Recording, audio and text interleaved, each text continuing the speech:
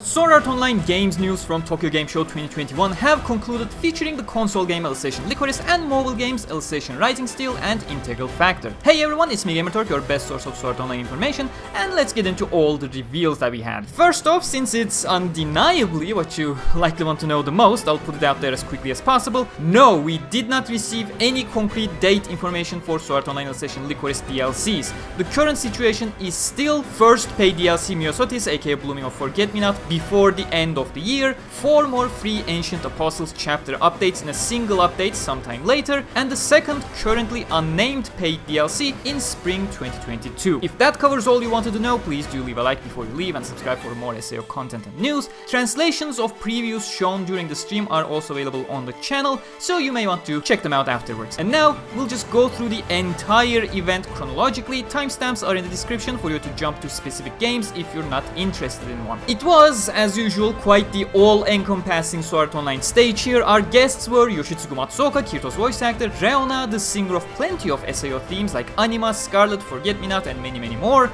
Masami Niwa from Aniplex to talk about the Progressive movie, Kaoru Adachi as a stand-in for Miki that also looks a whole lot like Miki in terms of his style, so he got the correct job for sure, Yosuke Futami, the SAO Gameverse lead, Tomohiko Takeuchi, the Integral Factor producer, and Yuta Fukami from Bandai Namco. Oh, and the Kirito-san mascot, of course, how can I forget it? The order of the events were Anime Stage, Rising Steel Stage, Integral Factor Stage, and lastly Alicization Lycoris Stage, followed by 2 performances by Reona with Anima and Scarlet. The Anime Stage was, as usual, completely eventless. It's information we knew before, just there to try reaching a different audience with TGS. They showed the same Progressive Aria movie trailer 4, and if you still haven't, you may want to watch my trailer 4 explained video. Mobile games segment started with what the Rising Steel Japanese Twitter account, so Alicization Blading Twitter account, teased a couple days ago that their title was being changed. As expected, with Alicization hype behind us due to the anime being long over now,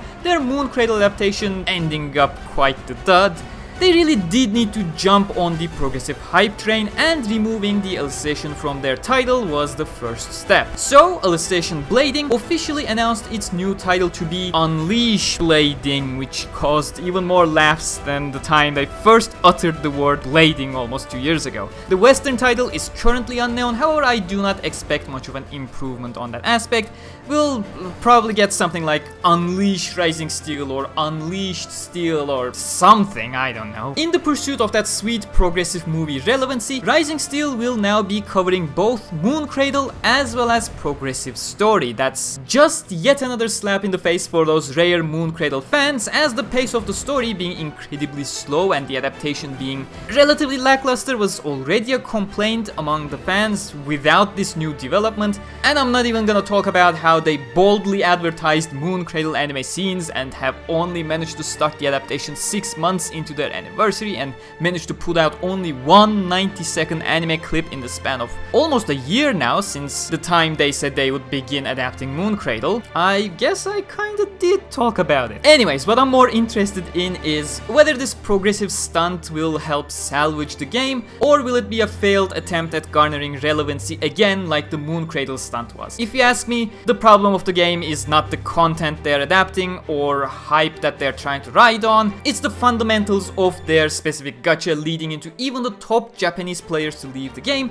putting them into a downward spiral where the game is now consistently having lower revenues than the almost 4 years old Integral Factor. Speaking of Integral Factor, let's move on to that better game. Integral Factor is approaching its 4th anniversary with the reveal of a huge news drop. With its 4th anniversary, Integral Factor will be implementing Floor 75, the final floor of the canon SAO story. However, as we knew ever since the Integral Factor reveal trailer all those years ago, they also confirmed they would be going beyond Floor 75. If you remember back during the reveal trailer, one of the gallery illustrations featured was Heathcliff being handcuffed and put behind bars. It seems like we are finally approaching that point in story, and it'll be interesting to see where the Floor 75 twist will take us. Whether they'll start adopting some Hollow Fragment aspects, maybe the introduction of Stre, Filia, Rain as they are SAO survivors in the Gameverse, etc. So an interesting future awaits us in Integral Factor. And of course, progressive tie-in events will arrive in Integral Factor as well. And that leads us into the Alicization Lycoris stage. It was filled with a lot of previews for the upcoming first paid DLC, Myosotis aka Blooming of Forget-Me-Not, and not that much on actual detailed content. As mentioned at the beginning, we got absolutely no dates, we got no additional information on the additional free Ancient Apostles chapters,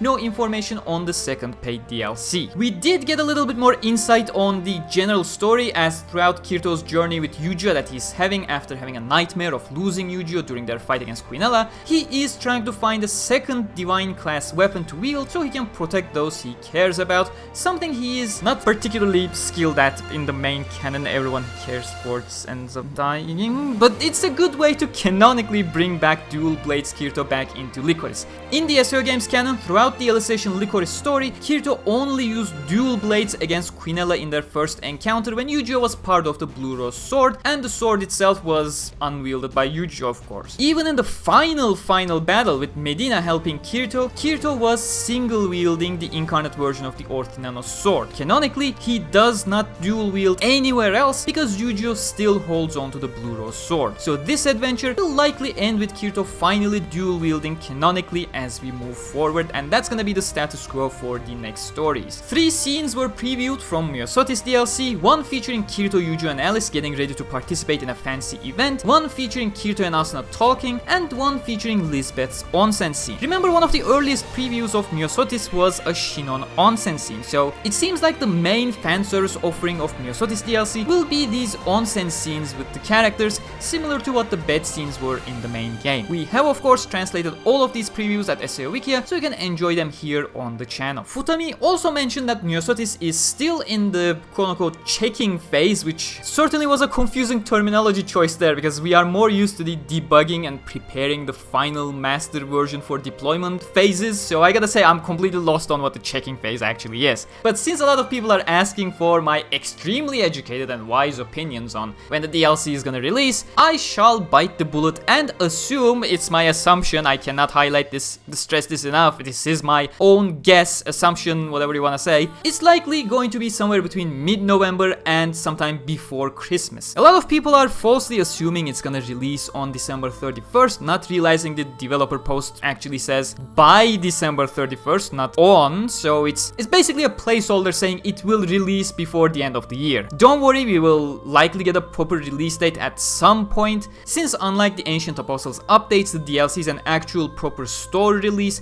so they cannot set things up properly without a fixed date. As an addition, for those who are fans of the Tales series, the collab between Alicization Lycoris and Tales of Arise has finally been officially announced. The data was already present in the game files for quite some time, thanks for the heads up Alex and Cantun. So basically, we'll be getting the Tales of Arise outfits in Alicization Lycoris, and in return, if you're a player of Tales of Arise, you will be getting a whole bunch of stuff, including some very cool cutscenes, mind you. So on October 7th, Tales of Arise will be getting an instance to fight Kirito and Asuna, new SAO themed outfits, Kirito's weapons, and a new exclusive Mystic Art.